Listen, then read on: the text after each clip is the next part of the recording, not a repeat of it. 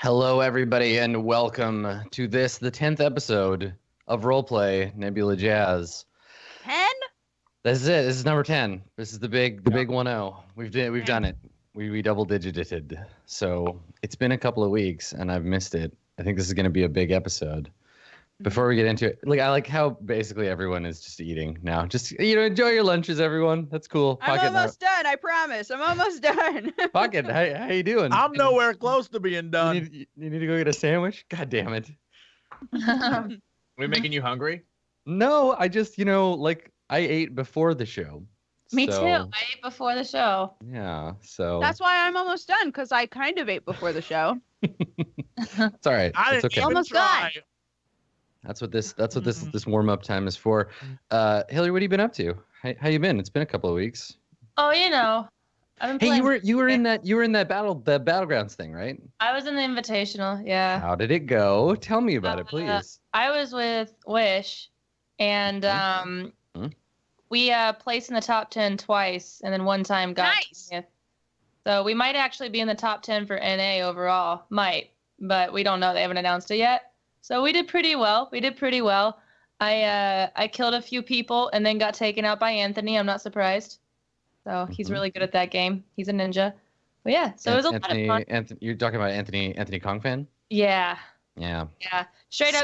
Skilled and handsome. Oh yeah. Yeah. Like headshot, and I'm like, I'm not even mad. I'm not even mad that I'm dead. So. That's a good way to feel when you get killed in a game like that. To just be like, yeah, you earned that. You earned that. Yep. You earned that kill from halfway across the map. That's for you. Go ahead and just take that. Yeah. I told my chat beforehand, I'm like, there's a lot of good players in this. I'll be happy to get in the top 10 once. So we did it twice. I think that's a smart move. You set expectations before you go into the game, and then that way you're like, no, you know what? It's cool. I have some personal goals, and then people don't flip out on you for not getting first. Yeah. So it was for charity, right? The whole It was for charity. That's cool. Do you remember what was the charity? Nope. Gamers Yeah. Out was the one doing it though. So I feel like that's often the way we're like, it's for charity. Which one? I mean, one of the good ones. The ones One where of they take them. the money and give it to people who need them. if someone else is doing it, you're just like, yeah, it's for their charity. Like not their charity, but who they're doing it for. I think it was for children. But if like I'm doing it, I think it was I like that idea that children are just a charity generally. Like just all children. It's for them.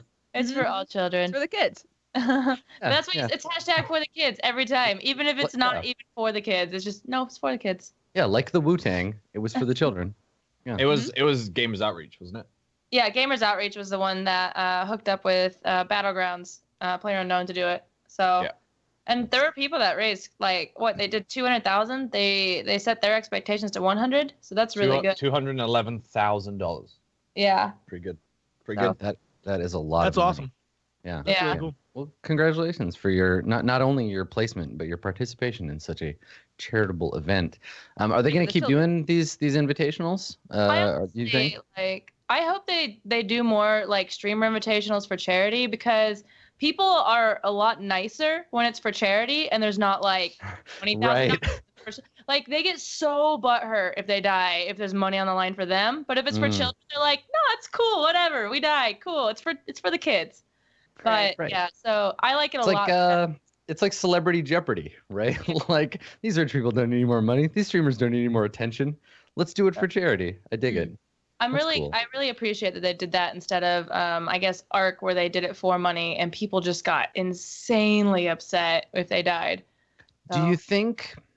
Now this is I don't know. I have no opinions or feelings about this, so I'm just like legitimately curious. Do you think that people play better when there is money for them on the line?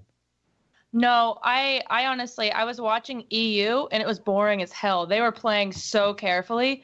Like they like refused. See, I did this thing in first match. This might be why I died, but I was so far outside the circle. I got in a Jeep and I drove directly through the middle of the circle and got shot at by like 10 different teams. And then they all started shooting at each other because they all knew where each other were. Right, yeah. Yeah, but then the EU, they wouldn't have shot at me. They were playing so careful, they just would have remained silent and made a mental note of where I went. So, and then I parked and Gold Glove killed me because he was right there.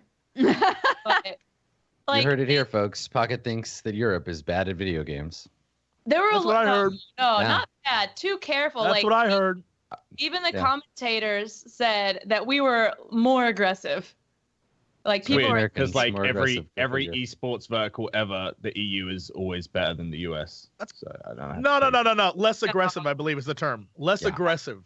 Well, That's I mean, a- in a game like that, I think it is interesting because so much of that game is about doing nothing in the smartest possible way, right? Like, However, then you get people like Grims and Anthony who are extremely aggressive, use flank tactics and everything, take out everyone, get scoped snipers, and just destroy.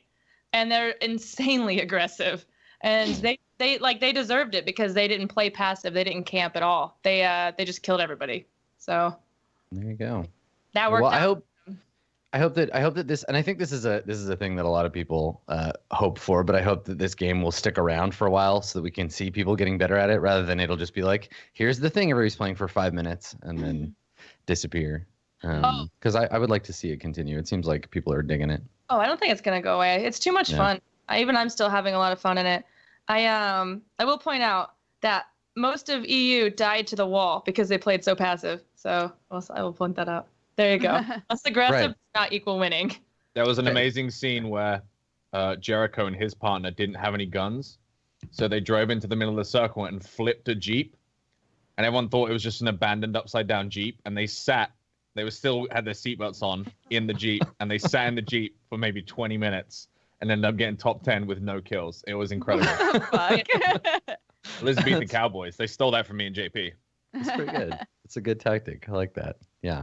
Yeah. People never check flipped cars. They're just like, oh, some idiot flipped a car. That's it. Oh, it was fun. It was fun. And then I've been playing Prey. Has anyone played that?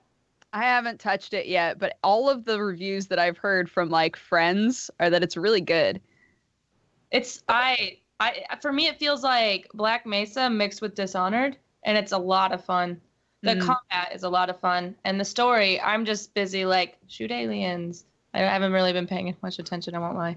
The only thing that I really got exposed to as far as Prey goes, because people have asked if I was going to play it, and I've seen lots of people playing it. It seems pretty cool, but the only I can't get it out of my head. If anybody was at PAX South, the Twitch booth and the Bethesda booth were right next to each other, and the Bethesda booth was so loud, just cranked all the way up, that if you were anywhere near the Twitch booth, just like eardrum bleeding, and it was all Prey. It was the same 10-second Prey commercial yeah. over and over and over. So I know I'm very familiar with the very loud 10 seconds of that game, but when I try to think about it, I have PTSD and I can't do it. Start shaking. Yeah, exactly. I need to sit down and take some deep breaths, breathe into a paper bag. But yeah, you're saying, so how is it like Dishonored? There's a lot of enemies in it, and I'm just playing on normal because I just want to enjoy it. But there's a lot of enemies in it that no matter what, they just they're harder than you. They hit harder than you. They're hard to take down. So you have to combo them, and that's something that's really popular in Dishonored, is to combo people with multiple things like slowing down time, and you gain abilities and all this other stuff. And something that's really cool about it is that this isn't Dishonored obviously, but you get this thing that allows you to scan your enemies and learn their abilities. Jesse, it looks like you have a thought or opinion on this matter that you'd like to share with us. It's the same. Hashtag not my Corvo. No, I don't know what you're talking about. In Dishonored, Corvo Tano, Emily Caldwin, they do not kill. Fact. They don't kill anyone. There's no combos. There's nothing. They grab them by the neck, put them to sleep, and move on. That's canon. Are you sure? Because I killed a lot of people. Oh, it's canon. It's canon. The low chaos ending from the first game is canon. So really, I guess I'm right. Murdering, not my Corvo. Hashtag not my Corvo. Oh, I did Chaos and Ghost Run, and Ghost Run was infinitely harder. So. Oh yeah, that's the point, y'all. That's the point. Well, there you go. Are you gonna play Prey, Jesse? So you can. Fuck yes, I'm gonna play. I was gonna play this weekend, but I realized that I might have decided to give my time to literally every human being on planet Earth. So I don't know that I have any free moments, but I want to. It's happening. I was gonna stream it and just blast through the game, but we'll see. I played it enough already. I played so many demos and versions of it that I'm like, all right, I know what I'm doing. So Is it like would you equate it to a horror game or no? No. It's literally Dishonored in space. There are a few like jump scary moments. Mm-hmm. But it's not a horror game. You're gonna have jump scares, but it's not scary. I mean, you give someone. I mean, it's mimics, right? So like that equates jump scare in my mind. It's just a trash can. Those aren't all the monsters though. Most of the monsters are big, nasty, like trash cans things. I don't know what they are. Big nasty space trash cans. Yeah, I think it kind of I would say tense, like BioShock and tense, where it's not a horror game, but it's like, ooh, I don't want to go around this corner because there's a big daddy over there, like that kind of stuff. Like you can hear them, and then you're like, oh, there's 2 of them, and you're just like, great, and then you freak out because you're outnumbered. But the mimics are the only thing that give you like tons of jump scares, really. So, well, I just started hitting everything. Yeah, it's a good solid strategy. Yeah, cool. Prey. Nice. What, Jesse, what else have you been doing? Giving up all your time to everybody else? For what? You know, like, people got to have birthdays and, like, live their lives. Oh, that shit. It's like, come on, y'all. I got videos to make. I don't got time for that. But apparently I do. Apparently I do. And, yeah, you know, just like working and jerking. Having a good old time. Making videos for the internet and hanging out and role playing, getting ready, eating Subway subs bought from gas stations, putting hot chips in it, living that life. I'm feeling spicy, y'all. I ate some extra spice chips. I'm ready. Let's fucking be lizard people, man. I'm ready. I'm good. I'm feeling it today. I applaud your enthusiasm. I too am feeling it today. I'm excited. I'm looking forward to it. But let's give old Silent Beardy a chance to contribute here. Sam, buddy, looking good. How you been? What's happening? I'm sorry. Silent Beardy? Silent Beardy. Yeah. The 2 things that I know about you right now, Sam. Your beard's looking good. You've been kind of quiet. What have you been up to, man? I beat Persona 5 last week. Damn. Shit. Nice. That's kind of. I've been streaming a lot of Final Fantasy. Getting back into For Honor. How many hours did it take you to finish Persona? I did it in 96. Okay. Apparently that's quite fast. Yeah, I'm at 108 and I'm almost done. I'm in the final area. I've been able to play it about 6 or 7 hours a week, so it's gonna take me 1,000 years to finish it. Yeah. But I'm digging it. The impressive thing is I think I maxed out like all but 3 people too, so I like made good time all around. Nice. But yeah, nice. I'm probably gonna do a New Game Plus. I'll probably wait a little bit and do it off screen. But it was a lot of fun. It was a great game. If you have a PS4, it's a must buy. I recommend it. Yeah, it's been a good year for PS4 games so far. You know, because you also really enjoyed, and I know Jesse, speaking of redheads, you're all about that Zero Horizon life. Look, Aloy. Wendy on Twitter. You mean Baloy? I'm sorry. Yes, you're absolutely right. So I was distracted by Wendy for a minute. She's got hamburgers too, dude. It's hard. It's real hard. Look, I got a redhead thing. Sam and Dodger know. Anytime Pokket posts a picture of her with a red wig on, I'm like, "Yo, how you doing, girl?" Like straight up, I can't. I can't control myself. I can't control myself. It's a problem I have. I'm like, oh. They got that red hair though, and I'm in. I can't do anything. It's an issue. Yeah. She's Wendy though. She makes hamburgers, guys. Don't judge me. How dare you? How dare you, internet? How dare you judge me? Wendy's so sassy too. So smug and sassy. I can't not. She laughs like an anime villain. It's so good. Y'all don't even know. See, the problem I have with Wendy, smug or otherwise, is that she reminds me too much of Anne of Green Gables, who I hate. So I'm like, it's hamburger Anne of Green Gables. My problem is that she's 8. Right? Yes. Yeah, that's old.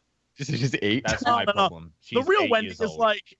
And the internet really didn't know that when they started making a lot about Wendy, but she's 8. No. You don't get to define what age she is. The guy that made her based it on his daughter, and she was 8. He's defined it. She's 8.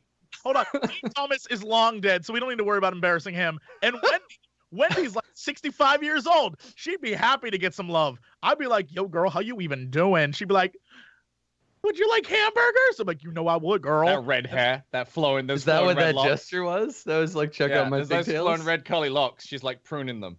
No. If we've learned anything about Wendy, Jesse would say, how you doing, girl? And then she would shit on you. And you'd be like, oh, I love it. And then... Oh, you kidding? Yeah. Like, oh, my God. She'd be like, oh. Yeah. This is a conversation that I don't feel comfortable with. I'd have like a little sparkle, like a little sparkle in my eye, like, oh. Yeah. Oh boy. You know, PS4 games. that's how they get us. You know, with these adorable corporate mascots, they make us feel like they're people, and then we go and we eat their shitty hamburgers. Because honestly, like Wendy is the best part of Wendy's. Let's be real about this. They're dead to me now because they discontinued the spicy nugs. Oh, So see, Just get a spicy chicken sandwich. It's the best thing on the menu. what about the Wendy. spicy Well, that nugs? You know what? You can't, Jesse, you can't encroach on her spicy nug turf. She's very protective. How about to get you a junior bacon cheeseburger and a wait, small fry. Wendy's- Hold on, a small fry. And then I'm gonna get a one of them things.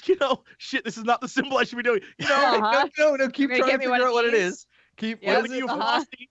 I'm gonna stick those fries in the Frosty and then like force feed you Frosty fries until you But appreciate then I'll Wendy's. start farting. You know what? What would be different? What would be any different than any other day in this office? It's You know? all dog farts. She's like, toot, toot, toot, tootly toot.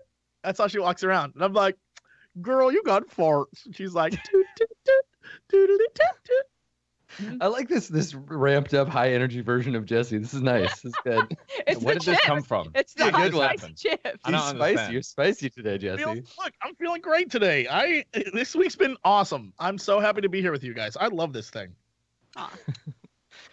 Well, let's do it then. Yeah, should we do it? Also, Baconator. That would be a reason to go to Wendy's. I just thought of that. But anyway, let's. I know it is gross. So is everything at Wendy's. What? It's amazing. Yeah, it's the right kind of gross. Yeah. So Slyn, lizard people, there's some heavy shit going down. This is gonna be our big. I was saying to everybody before, Jesse, when you were still getting ready to go, I was saying this is where all the effects budget goes. This is our big set piece battle episode because this is it. It's all on the table for Slyn today.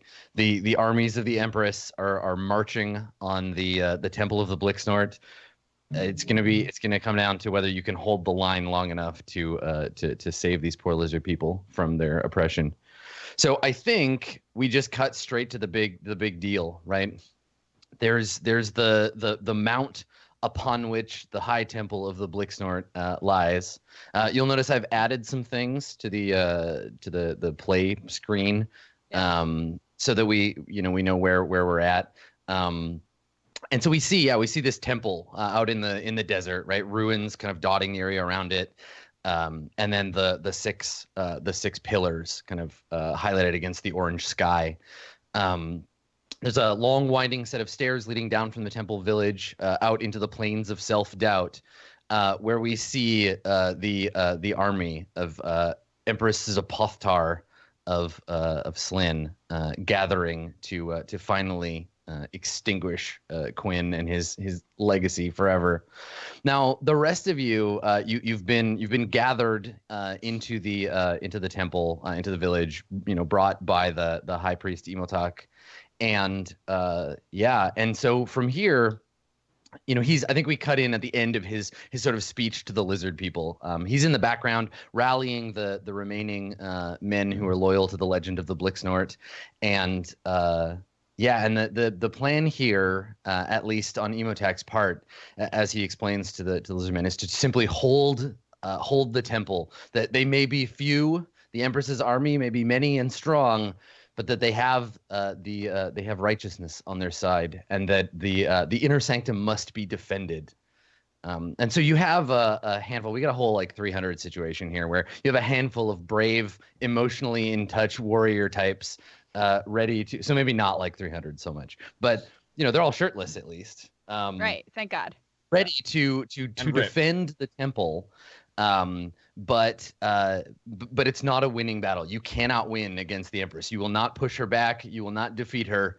Her and her army are much too strong. All you can do is hold the line until the Blixnort ascends trials to his destiny. Yeah. So fictionally here, like I said, this is just about holding back. You're all going to have to decide what you're going to do, but mechanically I've structured it such that we're going to just start in the big scene. We're going to do the battle, and the battle will probably take like some time, but we'll jump back and forth between those of you who are assisting in holding the battle lines and those of you who are helping the Blixnort Libelacta to take his rightful place. Supposedly, according to Emotak and the prophecies of the Blixnort, something glorious will happen when the trials have been overcome, when the jar is discarded and a lizard man finally enters a place where he's one with his feelings.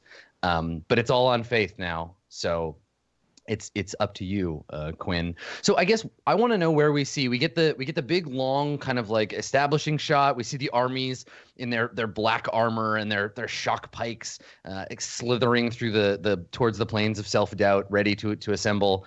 And we see Emotak, delivering his speech. But then I want a little vignette of each character, because you all have a place in both the defense of the temple and in assisting Quinn with his ascension. So Aurora, let's begin with you. Your job is to help Quinn understand what happiness means. Right, you've been raised to be this happy-go-lucky character. This is your jam. Emotak has placed you in this position of honor, and when the time comes to teach Quinn what it means truly to be happy, that'll be your responsibility. So, how do we see you preparing for that role? Where are you in the tense moments before the mighty battle? Before the mighty battle, I'm going through like all these belongings and going in and out of shops, and I have this giant bag. I look like a very scrawny Santa, but with no beard or red suit or anything. And I have this giant bag on me, and then I have Sparky that's on my side just yipping and having fun, and I'm talking to various people, but I'm like kind of like whisper talking, so it looks like I'm telling secrets. But yeah, so that's how I'm preparing. And then when I come back, I sort of like go and grab the shelf and put it next to me and start aligning things on it nice and neat. So that's what I'm doing at the moment. Okay. All right, cool. So we see Aurora preparing with these bags of equipment. As in the village, we see warriors gathering, sharpening their spears, and it's very clear in the background of all of these shots just how kind of low tech everything in the temple is. Right, the temple is they're simple living. Right, we have flint spears, blades of obsidian, none of this sorcery and fighter jets that the Empress has. So you see some of them in the background gathering their weapons and preparing. I'm so high tech though, because I came from Alaxatron. I also have this little mini screen set up like a TV in front of me, and I got a chair, a very comfortable chair for me, and there's another one that I had to get help with, which I got my hulking friend, what's his name, Crocsep, to help me with. Crocsep, yeah. Oh. Yeah, and that's the contrast, right? Is that seeing Aurora with all of these sort of glowing, and again, like in the film version of this, envision that everything that Aurora has is that kind of cyan, like teal color, all the like glowing like technology, and then everything else in the village is like adobe and like brown and orange, really setting Aurora apart as like the cool part of the palette. So your shiny technology is really clear and obvious as a contrast to the stone tools these lizard folk have. So we see that. We fade over to Eugene. Eugene, your job in this thing, you're going to be first up in the trials to help Quinn understand disgust. What are you doing? How do we see Eugene doing to prepare for this? So since I've been with them for a while, and they really helped me understand what disgusts lizard men. They feel very much like they can help me out, right? So I've actually been with a couple of different people, a couple of different lizard men who are handing me like bottles. They've got like strong goggles on and a mask around their face, but they're like hazmat suits. Nice. Yeah, they have like little baggies of poops, and they've got little jars with different shades of pinks in them, and they're just like offloading all kinds of stuff onto me because they want so badly for the trial to go well, right? So they're like, okay, all right, so here you need this, and oh, maybe this one because this shade he might hate that more, and and I'm basically, I tried to hold on to them at first, but some of the stuff is in me, and I'm getting kind of mommed right now. They really want me to do a good job. Oh my god, I envision this scene as being like the lizard man pre-battle version of like all the bridesmaids getting a bride ready for the wedding, like quaffing your slime to make you the most optimal amount of disgusting. Right. But they all have like welding masks on and stuff. Yeah. Yeah. Nice. Okay. All right. So we see that we fade over to Rex. Now, Rex, you are intimately familiar with the emotion that you're going to have to help Quinn drive up from the depths, without also driving him into like a berserk frenzy and having him rip your head off. Your job is to help Quinn understand his anger. What are you doing to ready yourself for this task? Rex isn't especially focused on that task. He is over with Croxeps. He's got his shirt off. There's a couple of skinks giving them body paint because he intends to hold the line for at least most of the trial. Right. Well, you're near the end. Yeah, you're near the end of the trial, right? Anger comes only before surprise in the order. So yeah, so you're like down in the battle lines, like while the lizardmen are assembling their kind of primitive battlements. Testing their bow and arrow, what have you. And we can see in the distance a cloud of sort of Mad Maxian like dust forming in the great distance as the storm of the Empress's army approaches. And I think that in this shot nearby, we see what's her name, Nua Wadjet, Quinn's sister, who will also play a role in the trials, but she's keeping a close eye on you, Rex. And maybe of use to you later when trying to anger Quinn. So she's kind of watching you as you ready for the trials. And then I suppose lastly, the lizard man of the hour, Quinn. Where are you in these moments prior to the great battle? Quinn is, I imagine, at the that infamous pool that everyone has for some reason defiled, and he's standing there, and there are dozens of lizard people of varying degrees around him, scrubbing and washing and like trying to ornament him, and he's just like and they're just like all over him, like ooh, doing things like trying to get him ready for something he does not even understand. He's like, I don't know what this is. I don't know why this is happening. And everyone, even his friends, are like, you can do it, buddy. And he's like, what am I doing? I don't even know what I'm doing. Right. So can we get a flashback from Quinn, like to quieter times and an interaction with like the legend of the Blixnort? Like, because we know that in the past, when Slyn was still ascendant, the legend of the Blixnort Liebelacta was a thing that was like a kind of low-level heretical belief that most people are like, yeah, okay, sure, like that, yes, getting in touch with your emotions, sure, that's why we have jars, buddy. So let's see a younger Quinn. Like, what did you do? When did you interact last with the the legend? So long ago, we're talking at least I don't know, 250 years ago. Mm-hmm. A young, just go back with me if you will. A young Quinn. So we sort of pan in on what appears to be a giant monolithic structure. It has the same tannish look as much of the things of this world, but it definitely has a very similar feel to the place they're at now. spires, and it's very ornamental. And as we go through the entrance, you see there are hundreds of lizard people all in rows, sort of in things very similar to pews. And there is a lizard man speaking to all of them about how one day a great prophet will appear to them and free them and bring the freedom of their emotional burdens and bring back the empire the way it was. And this person could in fact be one of you, and if you just believe, and all these different things.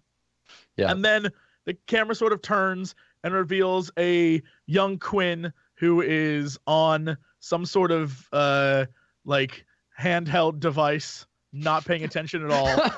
Right. Okay. And he's just like, whatever, and he's doing his thing. And another member, a female member of the hierarchy, sort of slaps him on the back, and she's like, "Put that away." And he's like, "Nah." And he puts it away and kind of like closes his eyes and doesn't really pay attention to it. So that is his understanding of the Blixnort. He never cared. He never believed. He does not care. Yeah. So this was a long time ago, and something that just wasn't like of practical use for Quinn to think about at that time. You had training. You already had your great destiny, right, to become one of the guardians of the council, right? So there wasn't a lot of room, I imagine, for thinking about like, oh, maybe I'm also Lizard Jesus. Yeah, everyone already has a role based on what class they are. So you're more concerned about that, and he, he's not one of the various religious castes, or he's not, he's no slarp, so he does not care about the history or this or that. In his life, it's just being a big brute and beating the crap out of people. So it was never a concern. Oh yeah, we cut from there to a slightly later time, and we see other lizard men of Quinn's cast, right? These big, burly, and they're wearing the armor and the like swooping kind of helmets of the Guardian, and they're in the midst of like breaking up an illegal gathering of these like smaller males wearing the like Blixnort robes, and they're having an emotional like outbreak in public, and that's illegal. You can't do that if you're a lizard man male. So yeah, we see the Guardians like dragging them away,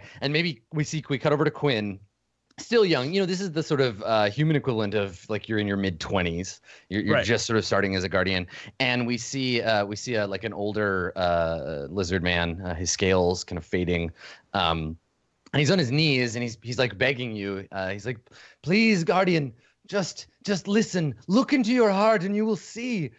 The legend of the Blixnort is true. One day he will save us all. There is a darkness coming, Guardian." And he like looks up at you imploringly, and he's got like tears streaking down his scales, which is like hella embarrassing. What does a young Quinn do in that situation?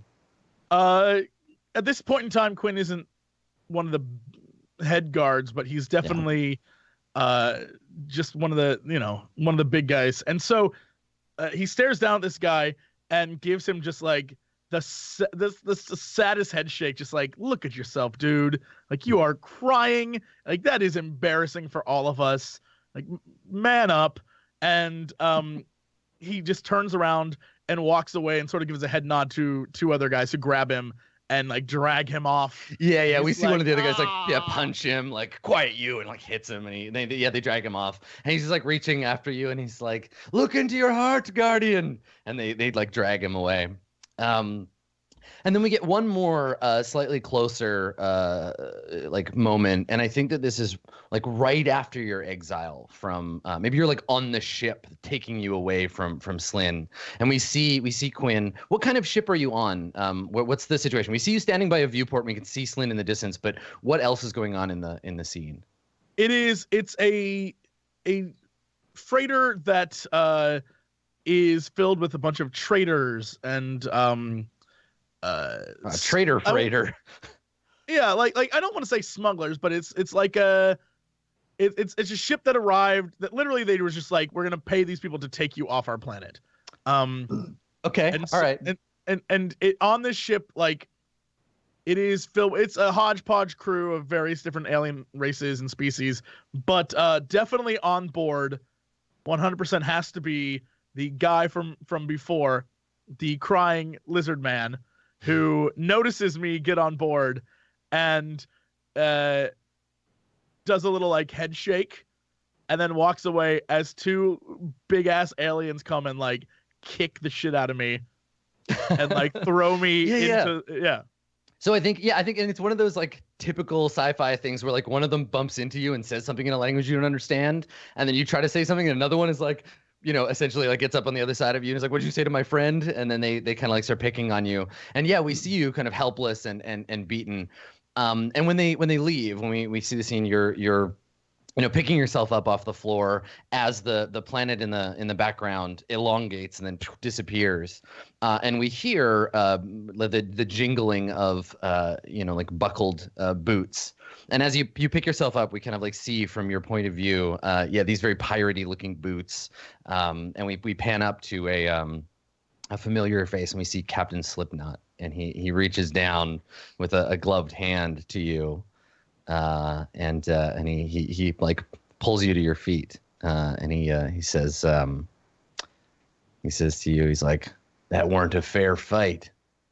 He looks over at these other two aliens and he says, but you're gonna learn, my boy, life's nothing but a series of unfair fights, but there's another way. And he like puts his arm around you, and he says, jacking it. Exactly. And he's like, yeah. He's exactly. So he's like, yeah, there's another way. It's called jacking. Let me show you. And he like leads you off screen. And as the planet distorts and goes to vanish in the distance, Quinn, do you look back, or do we see you disappear into the shadows with your new jacker friend? Oh no, he like gives like a little like look back, like, I still care about you, planet.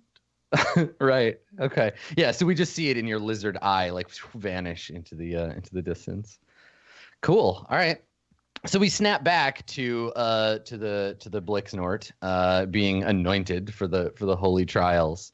And the way this is going to work mechanically. So at the top, I've set up some zones. Everybody is going to, these are places you can be during the conflict. You can use your action. Every time you take an action, you can move from one zone to another.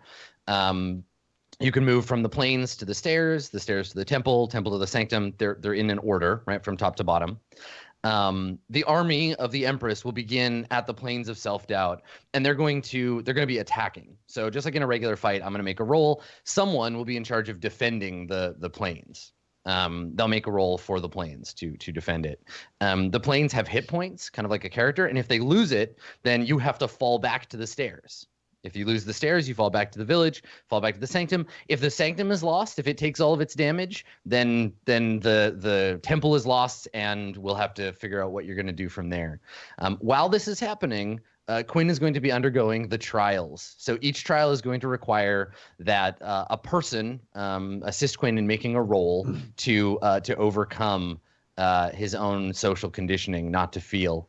If Quinn is able to undertake successfully all 6 trials before the inner sanctum falls, then we'll see what happens. Then the legend of the Blixnort may come true, or maybe nothing will happen. Maybe the Blixnort was inside all of us all along. We'll find out. To this end, everyone has access to a scene aspect called Battleground Slin. This represents just the ongoing chaos of the background combat, right? We can all tag it. It costs fate points. Nobody gets a free shot on it because you know, this is where you can say, I use a fate point, and you know, I call on a squad of guys to help me, and I can say, you know, the Empress's troops have this stuff. Now there'll be some surprises along the way as we go.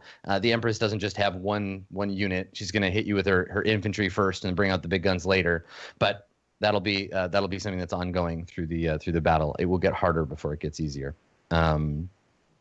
So this is before you. Now remember, you still have Return of the Blixnort. The legend is still percolating beneath the surface, and it'll work the same way as we've been doing all the conflict so far. We'll do in turn order, and you'll get to have actions on your turn. But you can't attack the Empress's army. They're not an enemy. They're undefeatable. They're an inerexible force that will just continue invading until you're gone. The only hope you have is either to flee the battle and leave Slin behind, or to awaken the Blixnort, Liebelacta, and save Slin. So I suppose when we begin, Rex, you are both first in the order and foremost in the battle. You see the armies approaching, and now we can see them. We can see them in sort of full resolution, right? Their armor reflecting the sun of the planet. They look kind of like somewhere between lizards and insects, because they have this sort of cartilage-looking armor, and they start to loom shadow-like on the horizon. The battle is nigh. So, Rex, you're in the front lines. Okay. What do you want to do? I think he's just like giving, like some of the like more nervous lizards just like courage, just like moral support. He's there. He's with Crocs, and I think he's like almost moved to the front of the defenses, and he's kind of so you're in the zone that you're in right now is the plains of self-doubt. So you're right out on the front. There's this like wide, wavy kind of desert out in front of you. Rocks and ruins dot the horizon, and you can see, and you have the front line. So there are these like primitive battlements, sharpened sticks and early tech tree stuff. Yeah. And then the bravest of the warriors are up front, but there are a bunch of warriors that aren't, they're still kind of shaken. Yeah, so Rex is just kind of like trying to impose, trying to encourage them. I think the other two lizards, he keeps like mentioning their sacrifice back at the temple, and don't let them down. Don't let the Blick snort down. He's just kind of like yelling encouragement. Okay, all right. So what action do you want to take on your turn? Do you want to create an aspect? Do you want to try to like rally the troops and make an aspect? Yeah, let's do it. Let's try and create an aspect to rally the troops. Okay. All right. So I think they're afraid. These are overwhelming odds. Rex is a great warrior, but he doesn't understand the trials and tribulations of their people. This is the prophecy coming either true or being burned in the ashes of time forever. So I'm going to say difficulty is 4. And I think you're being flashy. You're overcoming flashily, or rather, you're creating an aspect flashily. So go ahead and roll. All right. Oh, so close. So your options are: you can spend a fate point if you want to, or if you fail on creating an aspect, then I can allow you to create it, but I'll get a free invocation on it. I'm gonna spend a fate point invoking compellingly heroic. Good call. Rex knows exactly what to say in a moment as dire as this to lift people up. And it's part of the job of being a hero. You gotta know what to say and when to say it. Yeah, sometimes being a hero is about going 1v1 with the big bad guy, but sometimes it's about teaching other people they have a hero within that they can call on. Yeah, they're all heroes. That's their right. own story. That's good stuff. I'm very inspired by Rex in this moment. So I don't know. Just describe what Rex looks like? Like, are you like riding back and forth in front of the battle line on like a giant lizard, waving a spear over your Rex head? He like some of the lizards have like painted some tribal war paint on him. He's like shirtless. He's kind of you've been inducted into the tribe. You're an unofficial. Yeah. Right, honorary lizard man. He kind of turns around to face them, and his arms are like open wide, and he's just like yelling to them, and occasionally like beating his chest, and just like you can see that they're like starting to like hit their shields and get excited and riled up. Nice. Yeah. Nice. And so are you trying to and I'm just curious about like this for flavor, because I want to understand, Rex, are you calling on like your own kind of warrior tradition and like how you would inspire Sharkmen, or have you kind of immersed yourself in like lizard culture? Well, Sharkmen are like nomads, so Rex is totally used to this kind of like outnumbered underdog scenario, and so he's given them the like it's you or them, and numbers don't mean squat, and all this kind of talk to get them pumped up, to kind of just, if anything, just remove fear even temporarily from their minds, that like they can achieve this, they can do it. He's done it before, Nice. Okay, cool. What do you want to call this? What do you want to call this aspect you've created for your side? The hero slin slide. Okay. The hero slin slide. Right. I get it. That's you're terrible. Get out of here. Yeah. It was chat. Chat did that. That wasn't me. That was chat. Right. All right. So you create this aspect, and anyone can use this once for free, and then it'll stay in battle. So the troops are rallied. They're feeling fired up, and it's a good thing because this is when we hear the roar. Imagine an army of 1,000 velociraptors all crying out in rage at once as they rush the line. These are the Empress's sort of shock troops, the ones that hit the line in the front. They're mostly loyal males of the warrior caste who have been either brainwashed by her sorcery or still hold true to her as the Empress of the planet. And they come roaring up through this dust cloud, crash into the barricades. And it's very much like a medieval battle, right? Like there's not a lot of arrow fire or anything. There's just this immediate crash of warriors. And every warrior on your side has to fight, 3 or 4 at a time as the two armies crash together. Now they're being funneled into this sort of arch area with mountains to either side that lead out of the plains. So they're going to try to break that line and then ascend to the stairs. So I think, Rex, you're the one leading the defense here, unless somebody else wants to jump in. Basically, anyone who's in the plains of self-doubt in that zone can defend. But one of you will have to be responsible for the defense of the plains. Who's gonna do that? Is it Rex or is someone else there? I'll do it. Yeah. Okay. Yeah. All right. So let me roll for the shock troops. So the first line, these shock troops, they have a +3. All right.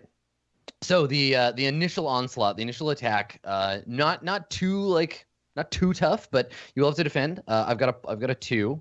What do you do? What do we see, Rex, as the battle lines meet, as Rex leaps into the fight? What do you do to lead the defense?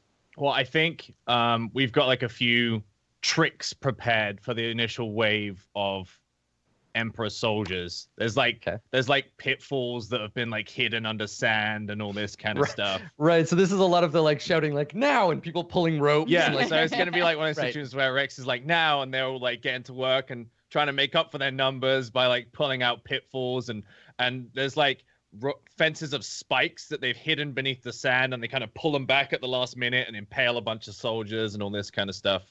So there's a bunch of like one-trick pony armaments that we let loose at the start. Okay. All right. So I mean that's defending with clever. So yeah, okay. Go ahead and do that. Woo! All right. You successfully hold the line for now. The planes don't give. Your mighty speech helps everyone hold their place. Quinn, it is your turn. Where are you when we cut over to you? So I wouldn't be a part of the battle, would I?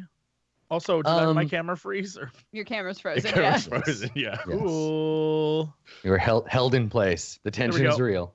Yeah, the tension's super real. So yeah, your job here is to undergo the trials, but to be able to basically to be allowed to make a roll to overcome the trial of disgust, for example, someone else has to make a roll first to set you up, and then you have to make the roll to embrace your disgust, sadness, fear, etc.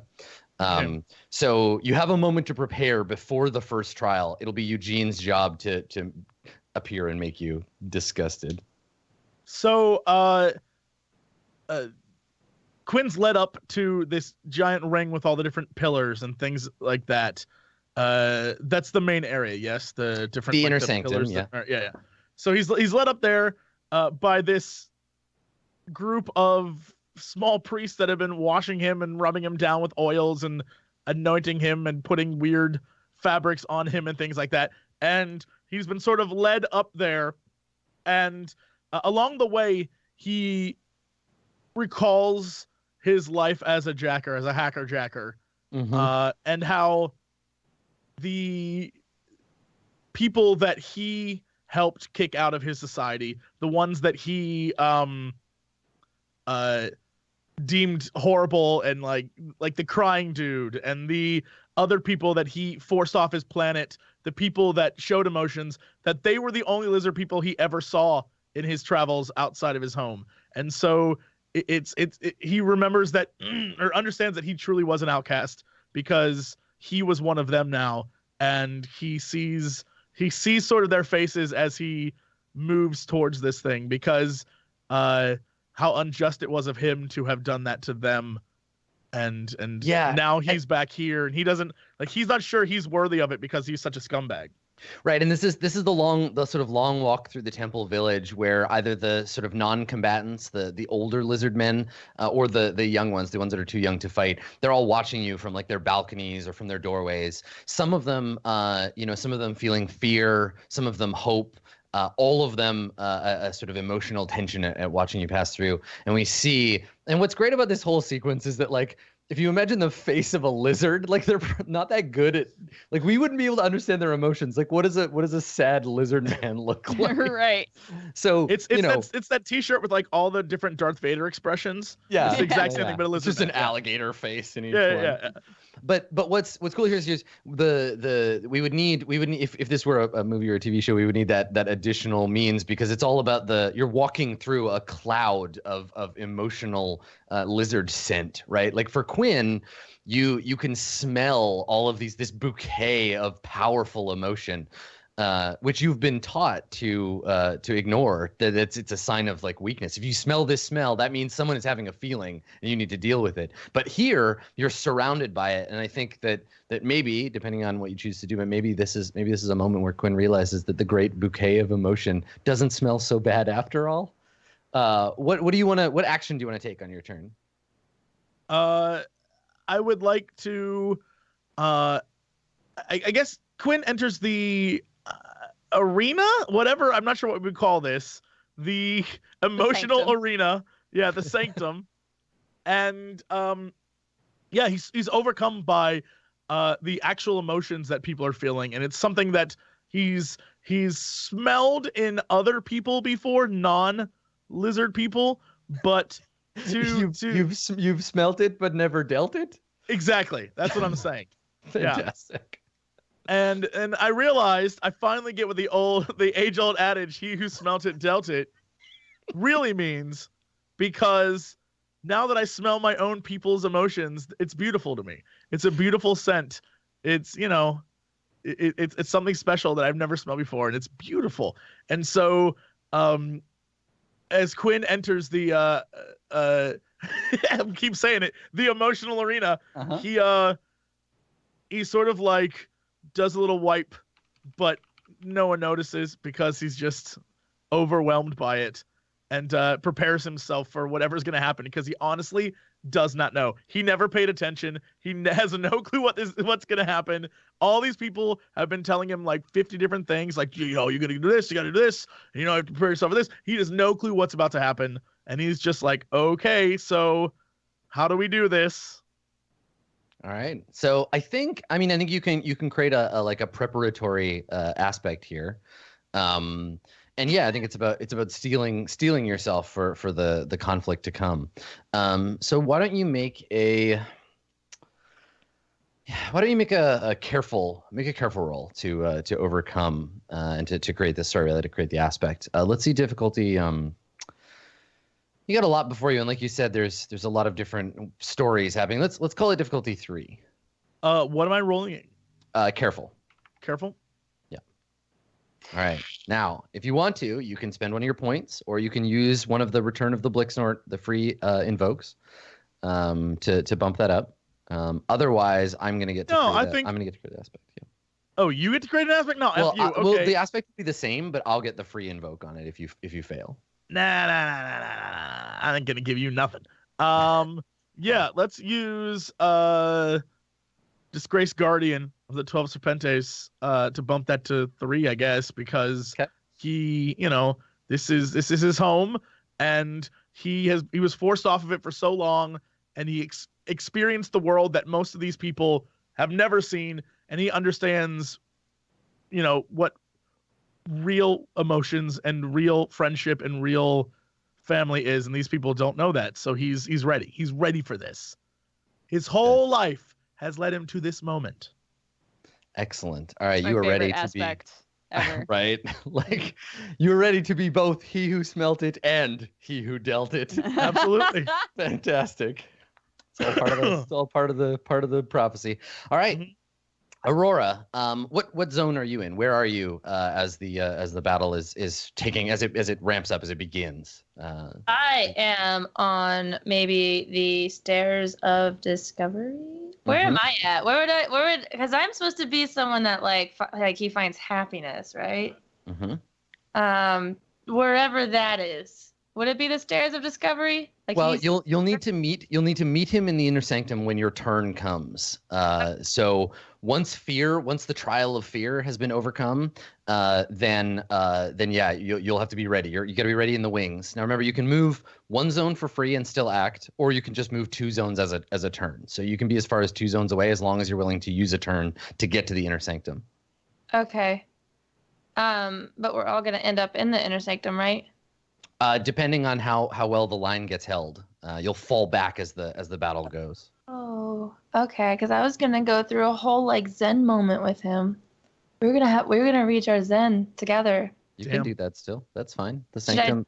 Hopefully, you can do that before the sanctum falls. But your time for the trial has not yet come. This is the preamble. This is holding the battle lines. Preparing, that kind of thing. So yeah, so what are you doing? Rex has his like lizard bros down in the front. You can see the battle from the stairs. You can see down to the entrance, and these brave lizards are doing battle with their kind. Green blood being spilled on the sand. What are you gonna do? Oh, good Lord. Here I am just trying to be all happy and stuff. I guess I'm going to I'm already dressed for this. I have like a toga on of sorts, not like a frat one, but like a monk sort of outfit on, and my hair straight back in a bun, and all like there's these lizard women around me, and they're beautiful, or I think they're beautiful. I don't know. I'm a human. What do I know about this? But supposedly, and they're in the same sort of outfits, and some of them have been sent to apply like first aid to help. To help out with anyone that's fallen or wounded or falling back, and to also give moral support and sort of like remind like there's not like children, but they're reminders. Some of them are mothers, some of them are daughters, some of them are like wives, and to remind them of like what they're fighting for and stuff like that. So just moral. Yeah, the women that have come to they're especially sort of outcast from society, because the women of the lizard people, they don't need jars. They're in control of their emotions. They can both feel them and like have all this social structure to support them. But by excising yourself from society, by being like, no, I'm gonna go help these men feel their feelings, that's like extra disgusting. Men, like, you can pity them at least for not knowing how to feel stuff. But these ones, they have to deal with like an extra level of sort of suffering as a result of all this Blixnort business. So they're in a lot of ways the most loyal to the ideals of the Blixnort Libelacta. So you're with them, sort of preparing triage and helping people feel their feelings. Yeah. Okay. And cool. they've sort of accepted this, and they want to be here because they feel like this is a higher calling than caring about just some like petty reputation. They wanna be a part of that. So. All right, cool. So you see, you see these women around you. What do you want to do for your action? Do you want to do the same as Rex and Quinn and create an aspect? Yeah, I think I'll create an aspect. Okay. All right. So again, it sounds like you're being careful. And we'll call it difficulty 3. Okay. Oh crap. And what do you want to call this aspect? Good question. Oh no. All right. So same thing. You can spend a point, or you can use the GM pool, or you can let me have an invoke on whatever the aspect you create is. I'm gonna use a point. Okay. I am the happy-go-lucky mechanic, and I am great at organizing things because everyone really likes Aurora. So. Okay. All right. And so, what is your wrong with unless she's blowing your stuff up? I guess.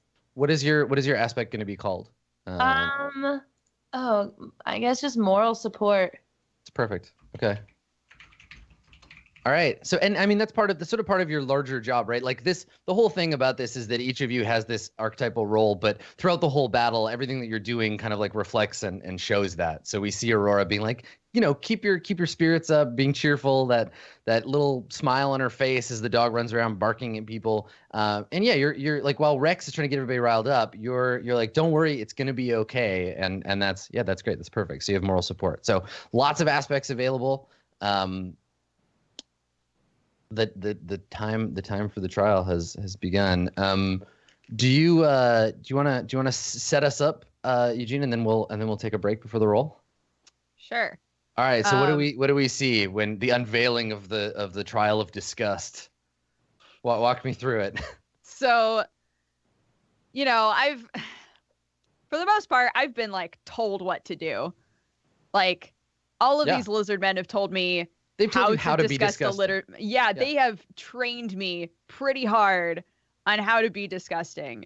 So I sort of I come in almost acting like a Godzilla monster from a movie. I just come in, I try to make myself like bigger and like ah. Ah! And as Quinn is standing there sort of gazing off and smells, the pheromones of battle from his people and has all of these, feelings, these really pure feelings about what it means to be Slyn and all of these other things. Suddenly his nose is assaulted with a very different type of smell.